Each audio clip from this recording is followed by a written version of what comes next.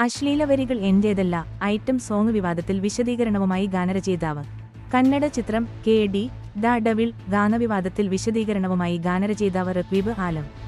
ഹിന്ദി ഗാനത്തിന്റെ വരികൾ താൻ സ്വന്തമായി എഴുതിയതല്ലെന്നും കന്നഡ വരികളുടെ വിവർത്തനം മാത്രമാണ് താൻ ചെയ്തതെന്നും റക്വീബ് ആലം ഇൻസ്റ്റഗ്രാമിലെ കുറിപ്പിൽ അവകാശപ്പെട്ടു. തന്റെ ഒരു വാക്കുപോലും പാട്ടിന്റെ വരികളിലില്ലെന്നും ഗാനരചയിതാവ് സാമൂഹിക മാധ്യമങ്ങളിലെ വിശദീകരണക്കുറിപ്പിൽ വ്യക്തമാക്കി. പാട്ടിന്റെ വരികൾ താൻ എഴുതിയതല്ലെന്നും ചിത്രത്തിന്റെ സംവിധായകൻ പ്രേം കന്നഡയിൽ എഴുതിയ വരികൾ അതേപടി ഹിന്ദിയിലേക്ക് വിവർത്തനം ചെയ്യുക മാത്രമാണ് താൻ ചെയ്തതെന്നും അദ്ദേഹം വ്യക്തമാക്കി. തന്റെ ഒരു വാക്കുപോലും ആ വരികളിൽ ഉൾപ്പെട്ടിട്ടില്ലെന്ന് അദ്ദേഹം ഇൻസ്റ്റാഗ്രാമിലൂടെ അറിയിച്ചു. ഇത്തരത്തിലുള്ള വരികൾ സെൻസറിംഗ് പ്രശ്നങ്ങൾക്ക് കാരണമാകുമെന്നും ജനങ്ങൾക്കിടയിൽ സ്വീകരിക്കപ്പെടില്ലെന്നും കാണിച്ച് താൻ ആദ്യം ഗാനം ചെയ്യാൻ വിസമ്മതിച്ചിരുന്നുവെന്ന് അദ്ദേഹം പറഞ്ഞു. എന്നാൽ കന്നഡ വരികൾ അതേപടി വിവർത്തനം ചെയ്തു നൽകാൻ അണിയറ പ്രവർത്തകർ ആവശ്യപ്പെടുകയായിരുന്നു. പുഷ്പയിലേത് ഉൾപ്പെടെ താൻ മുൻപ് എഴുതിയ നല്ല ഗാനങ്ങൾ ആരും ശ്രദ്ധിച്ചില്ലെന്നും വിവാദഗാനത്തിന്റെ പേരിൽ തനിക്ക് ഇപ്പോൾ അപമാനം നേരിടേണ്ടി വരുന്നതിൽ ദുഃഖമുണ്ടെന്നും അദ്ദേഹം കൂട്ടിച്ചേർത്തു.